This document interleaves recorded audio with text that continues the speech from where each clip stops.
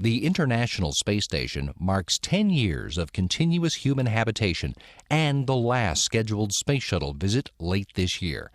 The flight crew will mark those milestones while doing the work that the station was built for. I think one of the most important tasks that our crew members will have is promoting scientific research in space, human spaceflight program, because I believe that humanity as a whole should strive to achieve loftier goals and try to expand the horizons. To support human exploration, the station's research agenda focuses on the human explorers, learning how best to prepare those people, physically and psychologically, for a smooth adaptation to the microgravity environment to begin their work. And to optimize the recovery and adaptation of human body after landing. We would like for people to not spend too much time on trying to recover their strength after spaceflight. While the Expedition 24 crew members are the subjects for some station research, they're also operators for dozens of experiments in a range of scientific disciplines.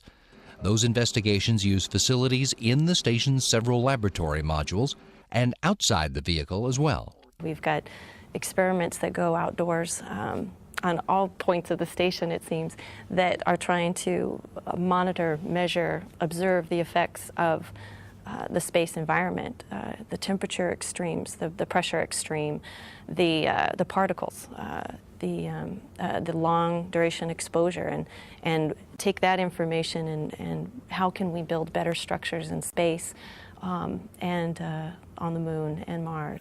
To maintain this orbiting laboratory, Dyson and flight engineer Doug Wheelock conduct a spacewalk in July to install a power and data grapple fixture on the Zarya module to serve as a new operating base for Canadarm2. So we can increase essentially the working envelope of our robotic structures on board. And that's our primary task on that EVA. And there's also some routing of cables and power cables and video cables and data cables and things that take up the majority of that EVA. A second EVA is planned for later in the month for Kornienko and Fyodor Yurchikhin to finish external outfitting of the new Rassvet module, so future dockings can be completed in the automatic mode. We should activate it MRM1.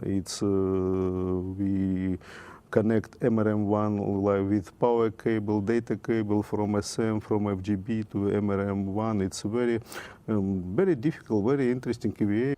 Wheelock becomes Expedition 25 commander when Skvortsov, Dyson, and Kornienko return to Earth in September, just before Space Shuttle Discovery arrives.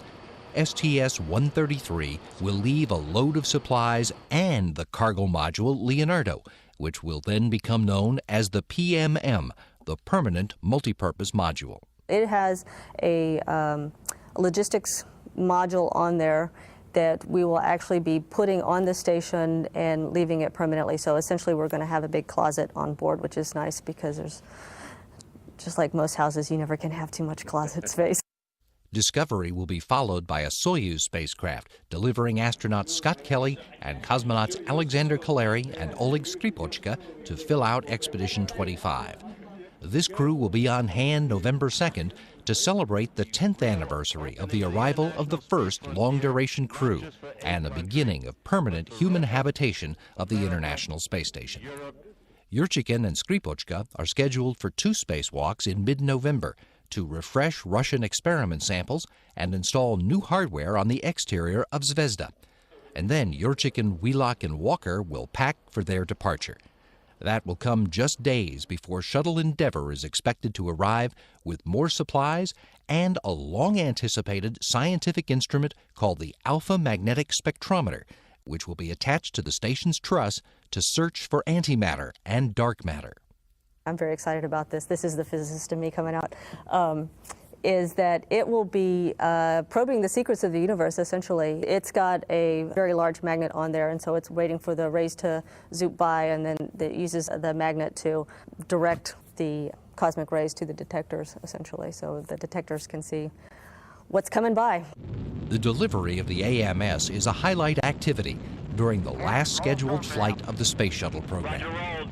When I was a kid, you know, we had the Mercury, Gemini, and Apollo era, and so my adult life has, our entire nation's space program has been the Space Shuttle, and then the development later on of the space station. So it's sort of it's going to be a very nostalgic moment, I think, to say goodbye to the shuttle. STS-134 will be the 36th shuttle mission for assembly and maintenance of the International Space Station, out of the total of 134 flights in a program that defined an era of human spaceflight.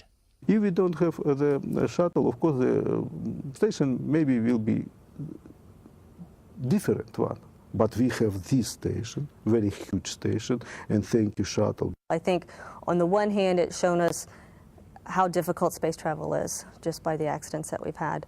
On the other hand, it has afforded us the ability to do things that we would not have been able to do without a shuttle-type vehicle, such as the servicing and repair of satellites, the Hubble Space Telescope, and as well as build the space station. A station outfitted and ready for another 10 years of research and exploration by the people of planet Earth.